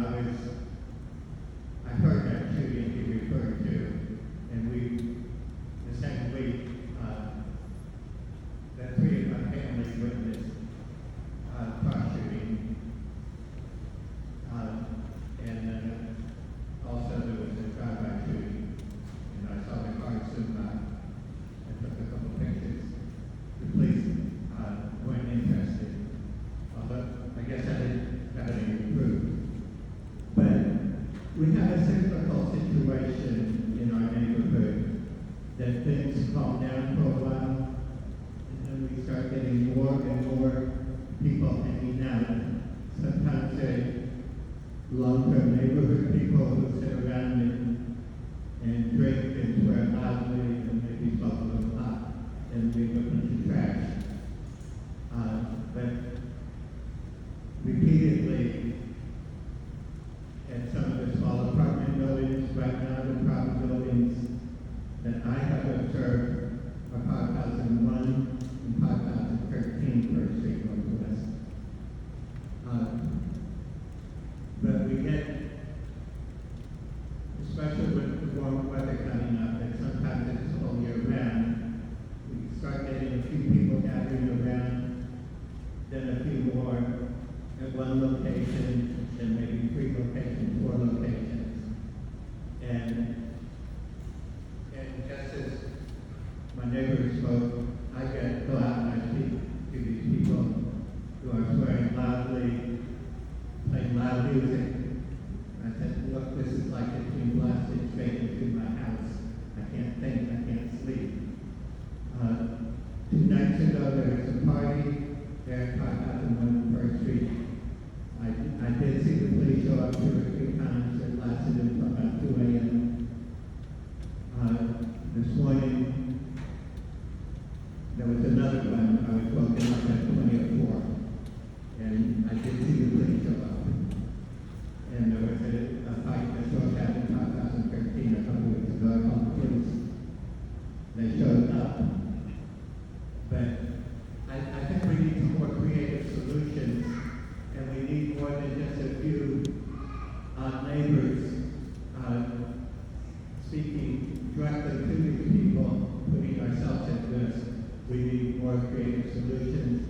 And another question or point is how to hold property owners accountable.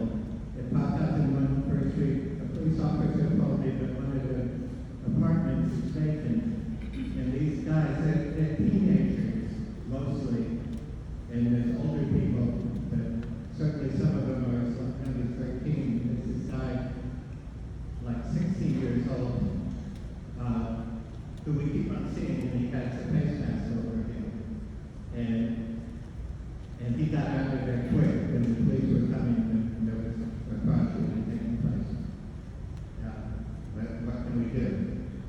But it seems like if there's a vacant apartment and there's up to dozens of young people and sometimes older living out there, and in the back of that building that is hidden from the street because it faces the Rock Creek Cemetery, it seems like the property owner has some responsibility here. And in 2013, they had these big parties, very loud, I can't sleep, and with very obnoxious, offensive music. And kids out there dancing, and the mothers, when there's gunshots, they tell their children to go back inside, but then a few minutes later, they're back out there.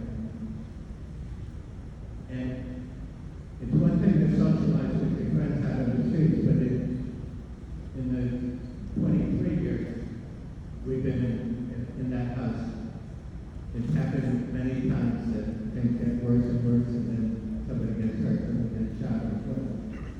And also the shopping center right next to us,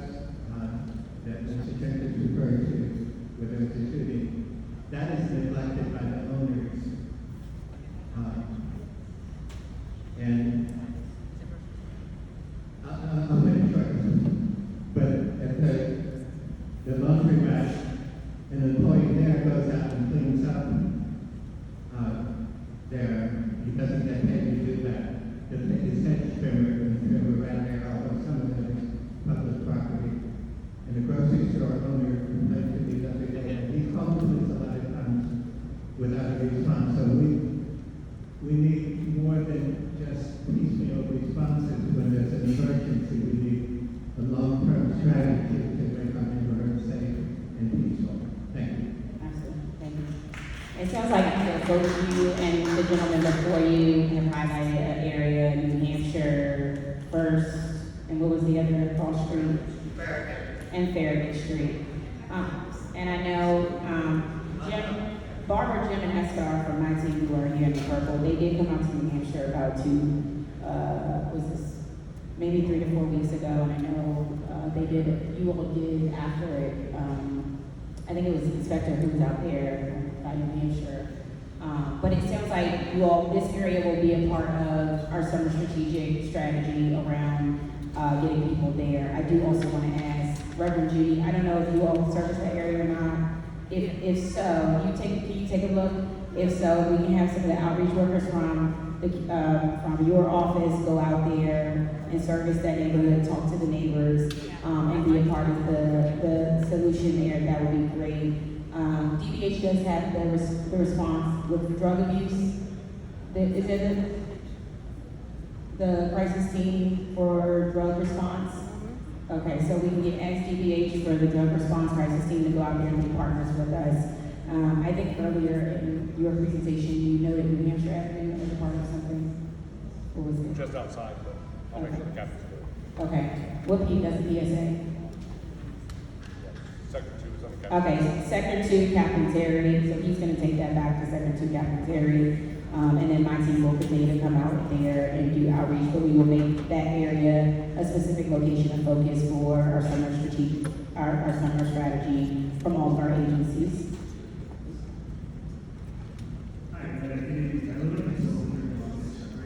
You said sector 2.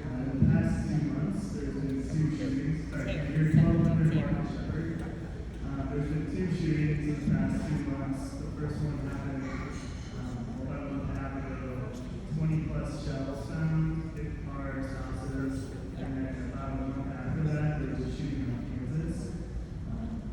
People on the block are starting to get nervous. I don't feel this is a norm. However, we frequently see drug deals happening on the street. We see a lot of addicts making scenes on the street, and as a lot, we're not quite sure what to do. We attended the meeting of the library a couple weeks ago, and police officers told us if we see something, just call 911. However, I think that gentleman over there made a lot of good points that we're feeling in the 1200 Barnard Shepherd is I think we need more effective policing the area and sending pedestrian or walking police in this area at random times because we can't predict when the drug dealers are going to come. It comes so quick.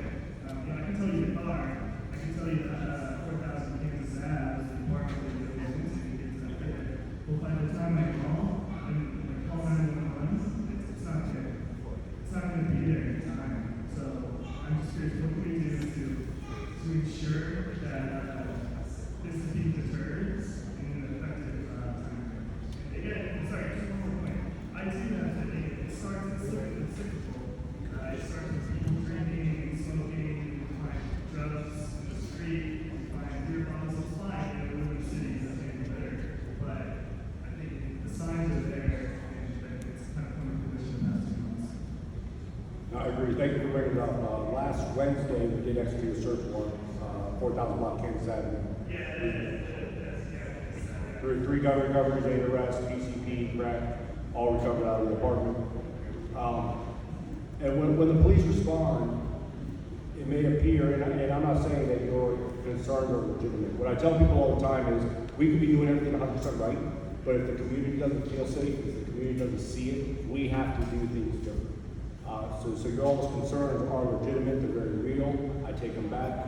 But there's also several other agencies that we may reach out to provide the services for the users, substance abuse users, because arresting them I don't think is the best solution. So though we may go out there and we may not make an arrest, it doesn't mean we did anything. And please continue to call 911. I do a very careful juggling act every day off data and community concerns. I look at arrests, I look at calls for service, I look at crime data, my emails, and that's what I do either every day or even by shift sometimes. I move my resources around. So those 911 calls are helpful because that is part of the data I look at when I decide where to move resources around. And you're aware that you should respond, right? This isn't. I absolutely am.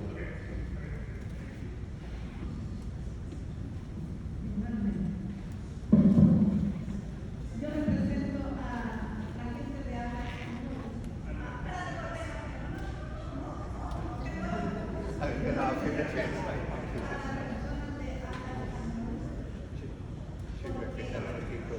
Mi inglés es limitado. Cuando pierdo el entendimiento es como skating on the snow y no sé decirlo. Aquí puede. Él estaba diciendo, pero sí. Ahí puede. No te oye, no te oye. Que puede decir algo al micrófono de ella. Pero puede decir al micrófono de ella.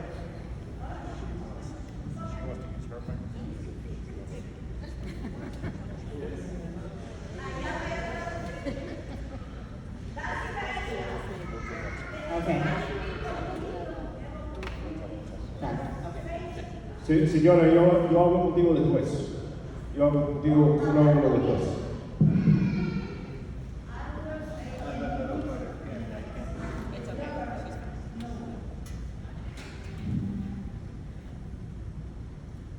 In this community, we have a lot of Spanish people, and I don't see support for us.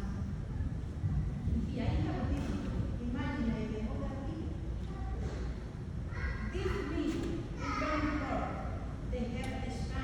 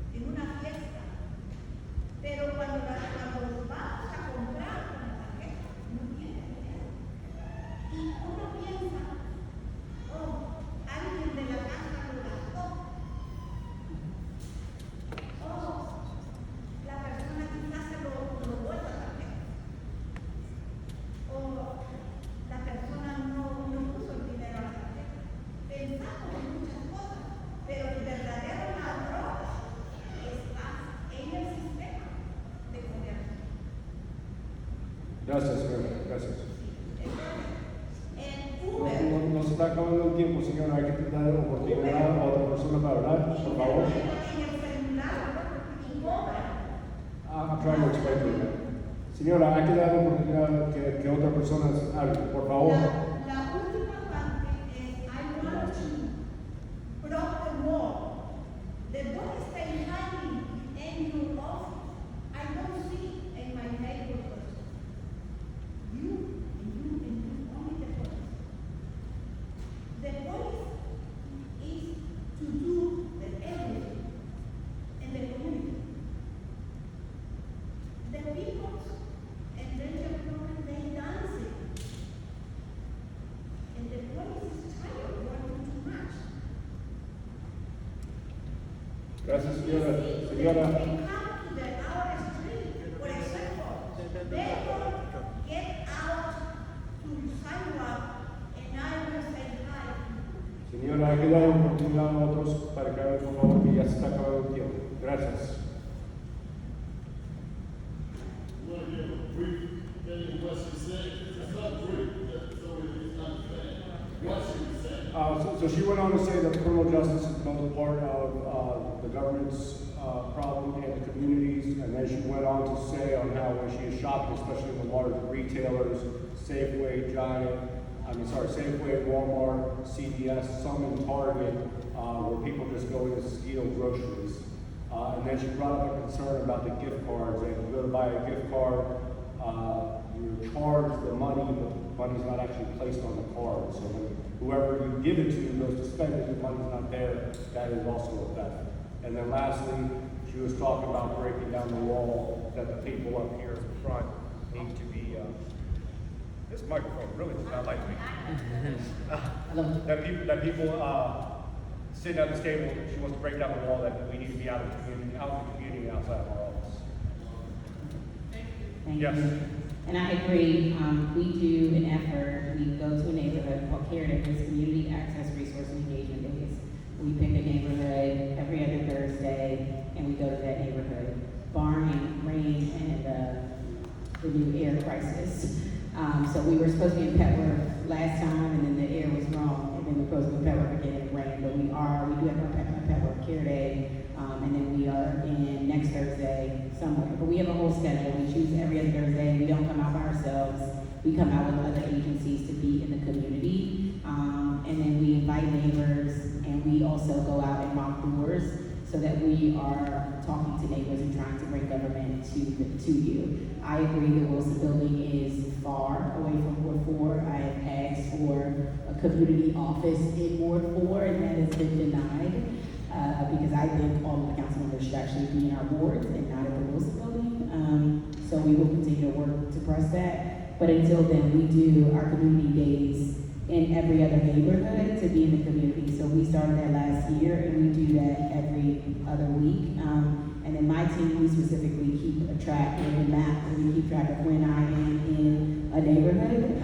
So I'm happy to let people know when I was in your neighborhood for the last couple of years. And so we do that so that I don't spend too much time in one neighborhood, and I balance myself out across the board as a check on ourselves. But I agree, we have to break down the walls between government and community at all times, even when it comes to giving testimony. The hours of the hearings are not conducive to families, not conducive to people who have jobs. So there's a number of reforms that we need to make as government to actually make people want to be involved and find it more conforming. And we're working now to try to reform how we do that work. And then I know your outreach team was here, but they have a community outreach team that they do as well to try to be out in the community and break that barrier as well.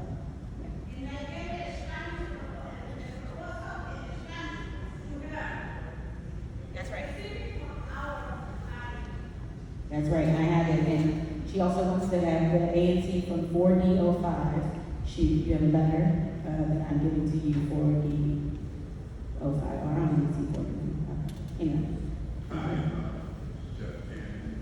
I'm a 25-year resident of Fort Worth, lifelong resident of Washington, D.C.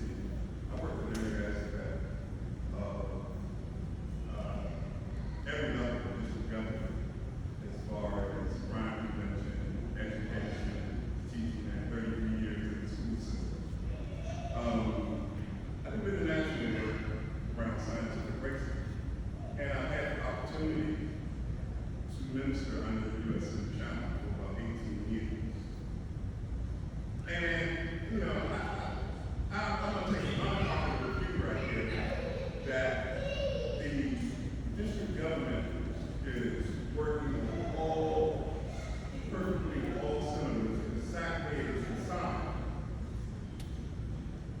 The problem is, it's the design.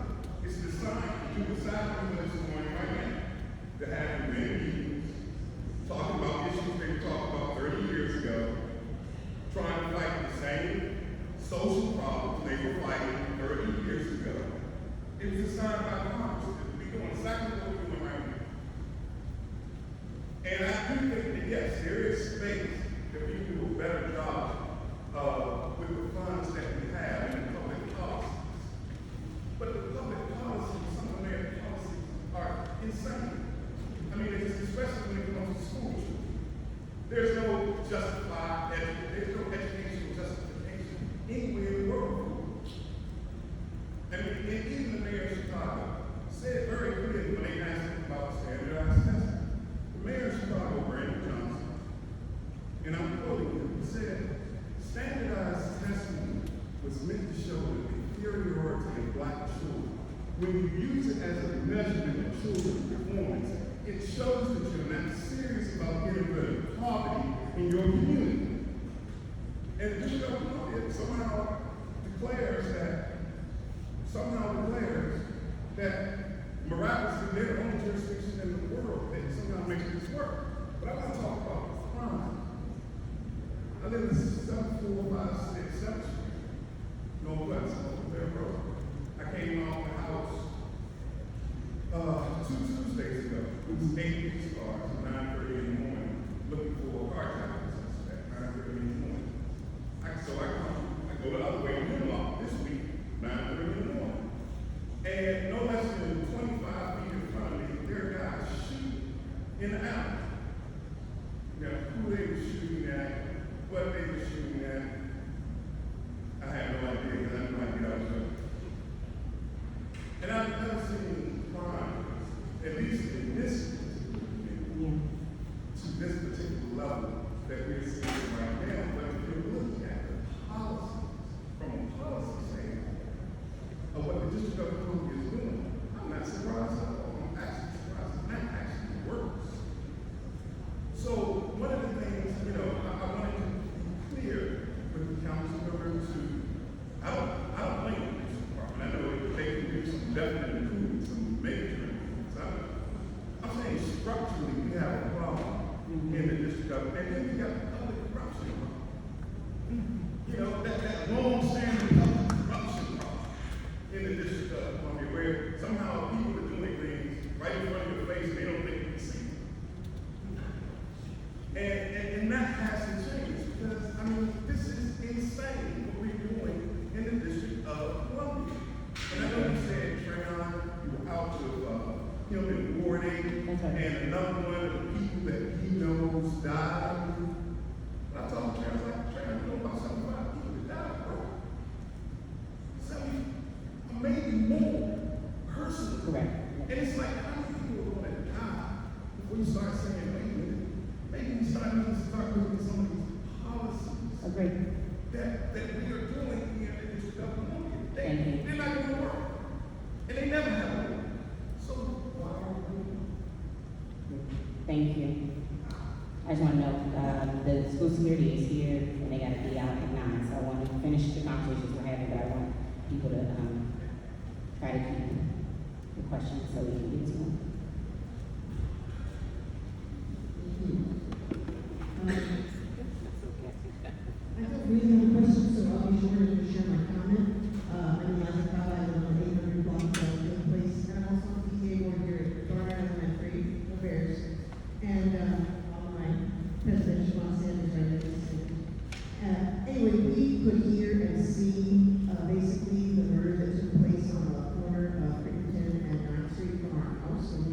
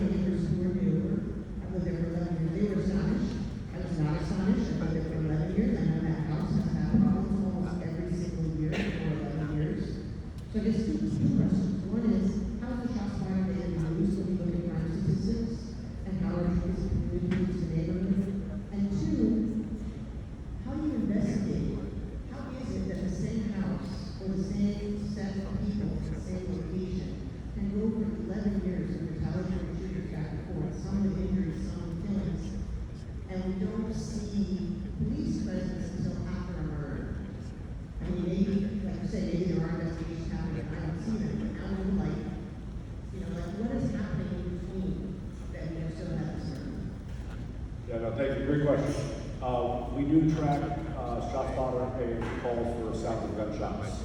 For example, the 8 statistics I covered clearly are not all the crimes in the city. Those are the ones that are auto-generated. As far as shot spotter goes, I have it on my phone. I get the notification right away. Officers respond, and then it goes on the watch commander report at night, which I do for every shift, so it's all 3 shifts. A watch commander documents for all sounds of gunshots to respond to. If officers respond and we don't find evidence of the gunshots occurring, casings or defects, they only take the sounds of gunshots reported. It is not an offense because we have to be able to prove a crime occurred.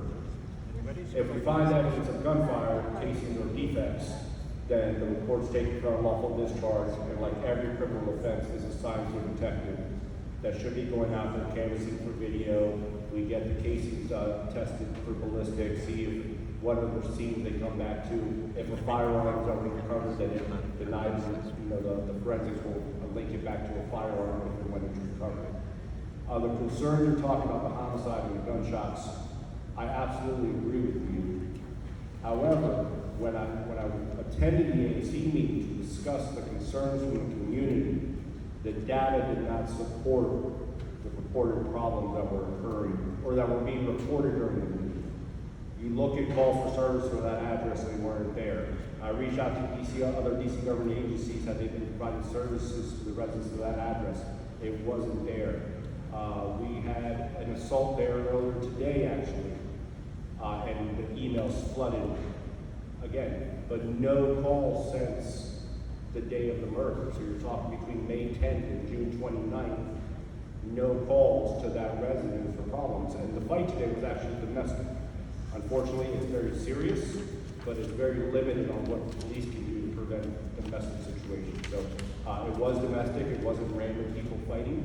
But unfortunately, besides the homicide, besides the gunshots 1 week later, which are drastic, the information wasn't there that it required the police services. And again, when we're looking to prevent murders and prevent loss of life, if the data's not there, then it may have been neglected unknowingly.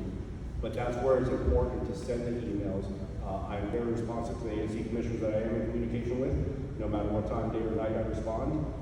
So via email, via 911 calls, I utilize all that data when I'm looking for where my resources are. But that specific address, it really just wasn't there until the murder occurred. Not saying it wasn't happening, it just wasn't documented. And that's not, we haven't been able to substantiate that either. We haven't been able to substantiate it. So we did have a few meetings actually.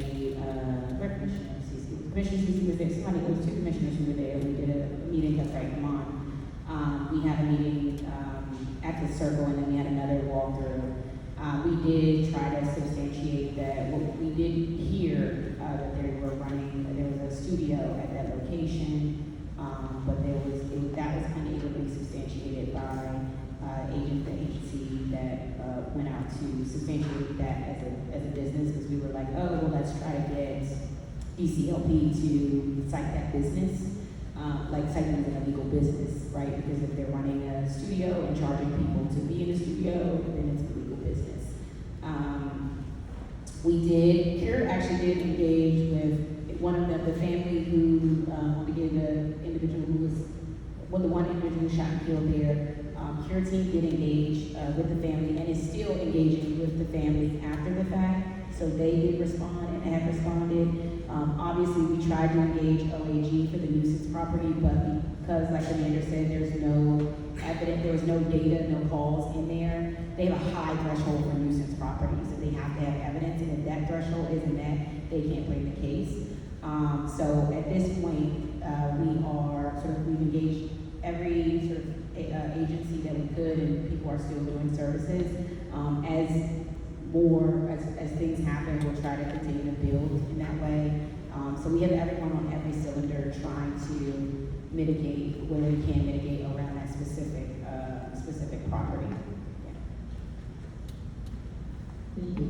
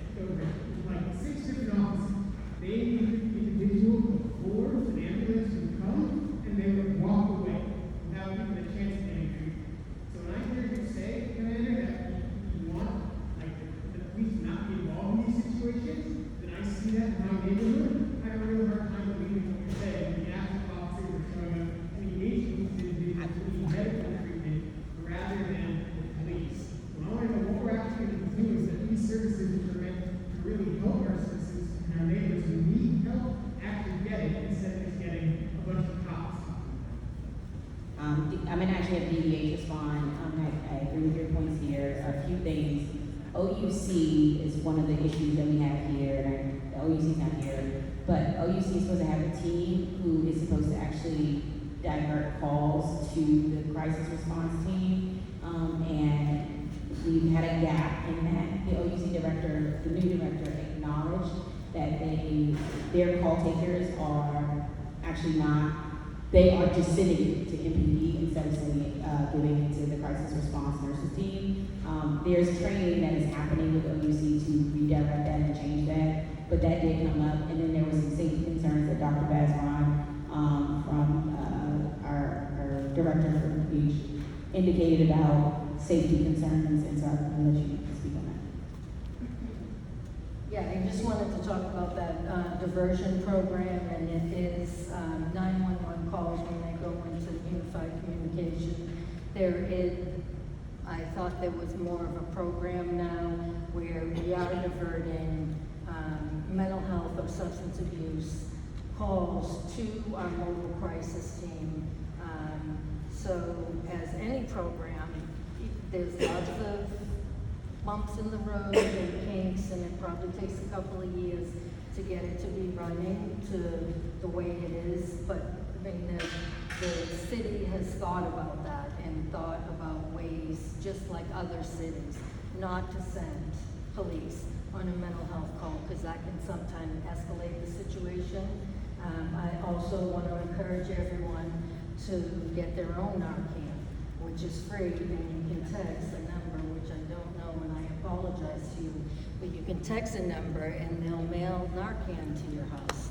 So if that's an issue in your neighborhood or where you work, you might want to carry Narcan, because Narcan does not hurt anyone if it's not an opiate overdose. There would be no side effects. And you're covered by the Good Samaritan law because you tried to help someone.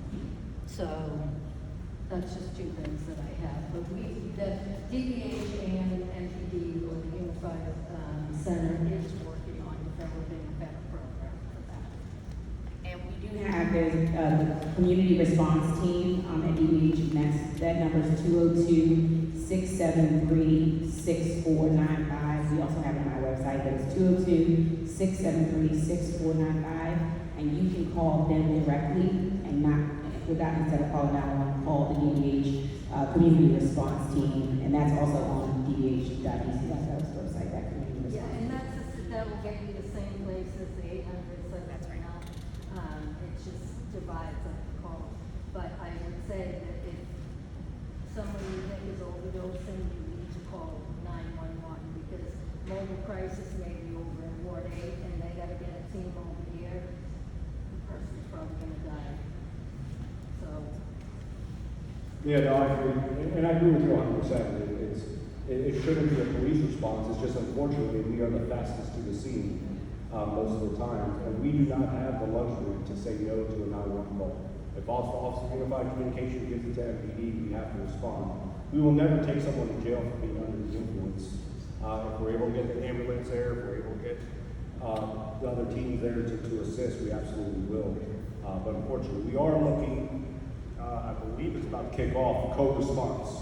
Because what she was just talking about, if her teams are in Ward 8, they don't have the lights and sirens to come up in Ward 4. But if we put one officer in the car and one professional in the car, and we can co-respond to keep the safety for everybody involved and give them that luxury to get from A to B in a more timely fashion, I think we can. And it kind of goes back to what I saw before. If we need to take things off MPD's plate and downsize our department, I'm with it 100%. But we have to make sure the other programs are staffed, funded, and trained before we take it off our plate, which was talk about some of the struggles of hiring professionals and getting them trained. CRT, Crisis Response Team, will get the call. It's been diverted by Office of Unified Communications. They don't want the person in crisis to be waiting a long time, so then they kick it to MPD because their resources are tied up right now. And that's where some of the funding goes. I'm not opposed to that. But they got to get staff funded and trained, which is going to take a couple of years, but the city as a whole is definitely heading in that direction. and other cities are successful. New York, my daughter actually We gotta get out here at 9 o'clock, so I'll let you go ahead, sir.